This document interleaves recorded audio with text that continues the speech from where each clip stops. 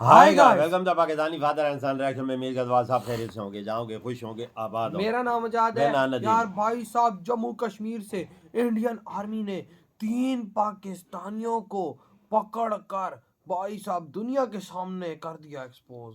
वो 3 भाई पकड़े गए हथियारों का कोई कर रहे थे काम। अच्छा हाँ, पाकिस्तानी लेकिन कैसे पहुंच गए फिर से। यार, अबे बच के रहो ना, भारत से क्यों पहुंचते, अपनी क्यों मौत को आह्वान देते हो भाई साहब। समझो भाई साहब, भारत में जाना तुम्हारे लिए ऐसा है कि तुमने अपनी मौत को बुला लिया।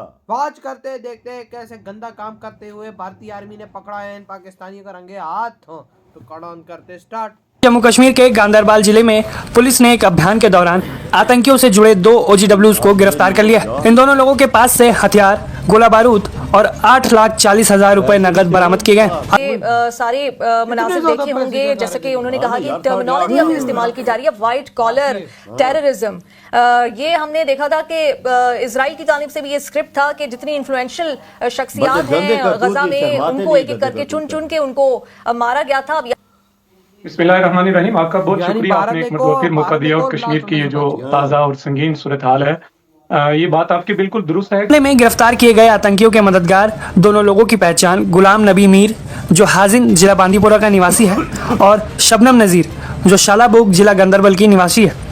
इन्हें गिरफ्तार किया गया। इन दोनों को खिलाफ गैरकानूनी गतिविधि कानून यानी UAPA और आर्म्स एक्ट के तहत मामला दर्ज किया गया है। ये उग्रवाद का जो गढ़ है वो 2 ही जगह है, वो है या तो एक किताब, दूसरा है मस्जिद। और सुप्रीम कोर्ट ने बोल दिया इन मस्जिदों को और सो कॉल्ड मदरसों को तोड़ना पड़े, आप तोड़ दीजिए। अगर भारत को बचाना है तो इन्हें तोड़ने की आपको परमिशन लेने की जरूरत नहीं है, हमें कोई प्रॉब्लम नहीं है। यानी कि 2026 में जो सुप्रीम कोर्ट के हमारे जजेस हैं, उन्होंने भारत की शुरुआत कर दी है। ब्रांडेड टुडे, अगर आप अपने कुरान में भी देखें तो jihad is a well meaning word, but आज क्या हो गया है कि it has been on the pretext of jihad, youths को एक आपको इंडोक्ट्रिनाइजेशन के दौर पे आपको लेके उसको जाना पड़ता है। और एक प्रोजेक्शन जो हो रही है आज पूरे वर्ल्ड में, वो it is not in good. इसको जिहाद को एक अच्छा इसको एक टर्म इसको नहीं माना जाता। तो आप खड़ा कर दिया। जय हिंद दोस्तों, OGWs पकड़ी गई हैं, ओवरग्राउंड वर्कर्स फॉर टेररिस्ट। और इस पे पाकिस्तानी मीडिया की भी सहानुभूति देखने को मिल रही है कि जब बांदीपुरा के पुलिस ने इनकी फोटोज रिलीज की, सो उसी समय हेडलाइंस पाकिस्तानी मीडिया में चलाए गए और इनके ऊपर बातें की गई कि चुन चुन के भारत के मुस्लिमों को जानबूझ के टेररिस्ट एक्टिविटीज में उलझाया जा रहा है और इनका नाम फंसाया जा रहा है, मुस्लिमों को टारगेट किया जा रहा है। ये स्टेट लेवल एक साजिश है मोदी गवर्नमेंट की। अब इन जाहिलों को कौन बताए कि जो पकड़ने वाले थे पुलिस थे वो भी पूरे मुस्लिम थे, JNK की पुलिस थी, जो पूरी की पूरी पुलिस कमांडिंग ऑफिसर्स की टीम थी, उसमें से 90% मुस्लिम्स थे। अब इन जाहिलों को कौन बताए? हिंदू तसब्बुत कर रहे हैं मुस्लिमों पे, ये सारी हेडलाइन चला के अपना पोज बना लिया, लोगों के बीच में नफरत पैदा कर दी और चले गए। और यहाँ ये जो शबनम शेख और कौन कौन से पकड़े जा रही है, नजीर, ये इनका आप चेहरा एक बार देख लें। फिर कुछ लोग आते हैं और कहते हैं कि भाई आतंकवाद को कोई मजहब ही नहीं होता, वो तो सब जो है एक ही मजहब होते हैं, आतंकी। इस पे आप क्या कहेंगे भाई? हाँ बताएं, आतंकवादियों का क्या सिर्फ एक ही मजहब होता है? इस पे मतलब मेरे ख्याल से 2025 खत्म हो गया, 2025 में जितने भी इंसिडेंट हुए होंगे और जितने आतंकवादियों के नाम आए होंगे, उसमें से 99% आतंकवादी के सहयोगी और आतंकवादी वो सिर्फ एक ही मजहब के होंगे, मुस्लिम। बात है ये हम तो पाकिस्तानियों को ये रिपोर्ट देखनी चाहिए, ना कि उल्टी सीधी। के पहले जो इंडियन गवर्नमेंट थी और एजेंसीज थी, वो खुसूसी तौर पे टारगेट करती थी इंडिया के अंदर उन कश्मीरियों को जिनका किसी भी हवाले से कुछ सियासी बैकग्राउंड होता था, या वो सियासत में एक्टिव होते थे या सियासी मूवमेंट में एक्टिव होते थे। जिस तरह हमारे आल पार्टी हुर्रियत कॉन्फ्रेंस के बहुत सारे ऐसे लोग होते थे, उनके कारकुनान थे, उन्हें टारगेट किया जाता था। फिर उसके बाद आप देख रहे होंगे कि पिछले एक अरसे से जब से बुरहान वानी शहीद का वाकया हुआ, तो बुरहान वानी खुद यूनिवर्सिटी से फारुग तहसील एक नौजवान थे। फिर उनके साथ बहुत सारे दीगर जो नौजवान थे, PhD स्कॉलर्स थे, और अलीगढ़ यूनिवर्सिटी के फारुग तहसील थे, दिल्ली यूनिवर्सिटी के, वो कश्मीरी के जो तालीम के मैदान में बहुत आगे थे। लेकिन उन्होंने ये फैसला किया कि हमें इंडिया की जो ये जुल्म बर्बरियत है, इसके सामने हमें एक जद्दोजहद करनी चाहिए। फिर इस मूवमेंट में सियासी लोगों के अलावा ये लोग भी शामिल हो गए, जिनमें इंजीनियर्स थे, जिनमें PhD स्कॉलर्स थे, जिनमें स्टूडेंट्स थे। भारत की बोल रहा हूं, इंडिया की नहीं बोल रहा। अब हुआ क्या है, जो साइलेंस है, जो हम बार बार इतनी वीडियोस में इनको गालियां निकाल रहे थे, सुप्रीम कोर्ट के बिके हुए जजेस, ये मैं खुद बोलता था। आज वो साइलेंस टूट गया है। नाउ जो ये जस्टिस के जो गलियारे हैं, जो गलियां हैं, वहां पर अब डिले नहीं होगा सिस्टम के अंदर, वहां पर एक्सक्यूजेस नहीं दिए जाएंगे, कुछ बदल रहा है। ऐसा लगता है कि जैसे हवा वो चेंज होनी शुरू हो गई है। ये सुप्रीम कोर्ट के जजेस को उनको पता लग गया कि भाई दुनिया वॉच कर रही है, हर रोज सोशल मीडिया पे इनको गालियां पड़ रही हैं, इसलिए अब वो खुद मैदान में उतरे हैं। चीफ जस्टिस सूर्यकांत जी, उन्होंने एक बॉम्ब फेंक दिया मुसलमान कम्युनिटी के ऊपर और इनका जो सारा का सारा सिस्टम था उसको ध्वस्त करके रख दिया है। साथ में उन्होंने ये भी बता दिया कि ये जो गंदी सी मस्जिद है, गंदा सा मदरसा है, ये खुलता कैसे है। वो शुरू होता है झूठ से। ये सूर्यकांत जी बोल रहे हैं कि ये जो मस्जिदें और ये जो मदरसे हैं ये झूठ से शुरू होते हैं। अब ये नहीं बोला उन्होंने कि झूठ भी ये किताब से सीखते हैं, ये तो लोग बोलते हैं, बट उन्होंने एक्सप्लोज कर दिया कि ये मैनिपुलेट कैसे करते हैं सिस्टम को। ये जो ऑर्डर दिया है ये सिंपल एक कोर्ट का ऑर्डर नहीं है, ये डिक्लेरेशन ऑफ वॉर है भारत का रेडिकलाइज्ड एलिमेंट्स के ऊपर।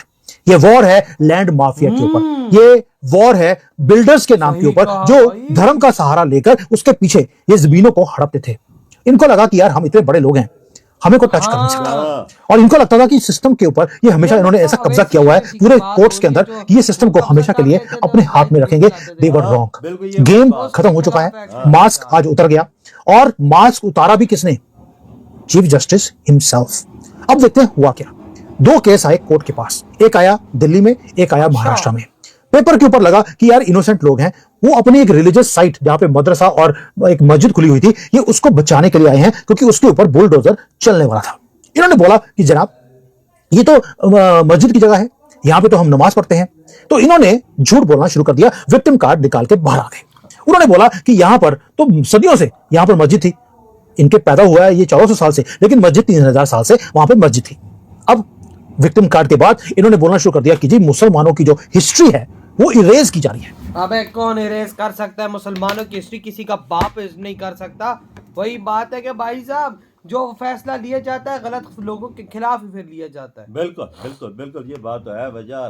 पर भाई एक बात है, ये गंदे कांड काम देखो ना, रंगे हाथों पकड़े गए, रंगे हाथों कब पकड़े गए, और इंडियन 8.5 लाख रुपए भी निकला है, और 7 जो इस्तेमाल होते हैं बम वो भी पकड़े। शर्म आनी चाहिए। तुम एक भारतवासी हो, भारत के अंदर तुम रहते हो, भारत का खून तुम्हारे भाई साहब रगों में दौड़ता, और तुम ऐसे काम करते हो। गंदे करतूत। बेशक मैं कहता हूँ कि भाई साहब तुम्हें किसी पाकिस्तानी ने बोला हो, लेकिन तुम बिक तो गए ना। शर्म आनी चाहिए। लानत ऐसे लोगों पे जो भाई साहब भारतीय होने के बावजूद ऐसा काम कर रहे हैं। बिल्कुल बिल्कुल, लानत नहीं, हजार बार लानत भेजो यार। मैं कहता हूँ कि यार तुम लोग, वही बात आ गई ना, प्लेट बिरयानी, फिर वही बात है ना कि भाई साहब प्लेट बिरयानी पे ये लोग बिक जाते हैं। देख ले भाई भी इन दोनों मुसलमान, क्या फायदा हुआ भाई साहब? भारत के नाम पे तुम धब्बा धब्बा। भारत इतना अच्छा देश है, नाम है भारत को, तुम ऐसी हरकतें करते हो। इसमें मोदी जी वो अच्छा नहीं होगा। देख ले मोदी जी मुसलमानों को और हिंदू को आपस में कैसा जोड़ा होगा। वही ना, ऊपर से फिर ये हरकतें ऐसी करते हैं ना। फिर भाई साहब मोदी जी को एक्शन लेना पड़ता है। बिल्कुल यार, फिर जरा मुसलमान पे कुछ करते हैं तो बोलते हैं मुसलमान पे जुल्म हो रहा है। जुल्म तो नहीं होने देते मोदी जी किसी पे। हाँ ना, सवाल ही नहीं पैदा होता। ये तो भारतीयों के, तुम तो भाई साहब मुसलमान, तुम भारत के होते तो तुम्हारा काम तो तुम भारत के नाम पे मर जाओ मिट जाओ, तुम ऐसे बिको नहीं। बिल्कुल। लेकिन तुमने ये साबित किया कि तुम भारत के नाम पे दबो, भारतीय होने के बावजूद तुम बिके। शर्म आनी चाहिए। बेशक तुम्हें किसी पाकिस्तानी ने पैसा दिया, तुम्हें पाकिस्तान, तुमने ये काम किया क्यों? पकड़े गए ना, अब पिछवाड़े पे डंडे लगेंगे, अब तो यार सीधे हो जाओगे, अब तुम गोलियां खाओगे भाई साहब, मारे जाओगे तो तुम्हें फांसी की सजा हो जाएगी, बात ही खत्म हो गई। उधर तो यही मोदी जी छोड़ते तो नहीं है। आतंकी जो भी होगा उसे छोड़ेंगे नहीं यार। कश्मीर में सफाया मोदी जी ने क्यों किया? इसी वजह से यार देखो, मैं एक सीधी बात करूं, हालात उस जगह के तब खराब होते जब अपनी हरामी हो।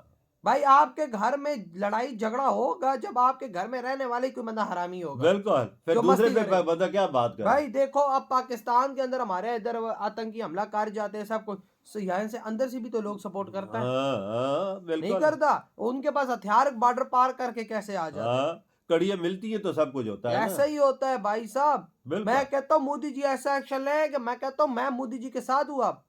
भाई साहब जो मोदी जी ने मदरसों के खिलाफ को ऐसे लिए जहां पर गलत काम होते हैं ना, उधर मोदी जी ने बोला है कि भाई साहब उन पर एक्शन ले लो। बिल्कुल लेना चाहिए, क्योंकि उधर से भी कुछ न कुछ लाजमी होता है। हाँ ना, तो भाई साहब ये मोदी जी का अच्छा मुझे फैसला लगा, सही बोला। आपके क्या था तुम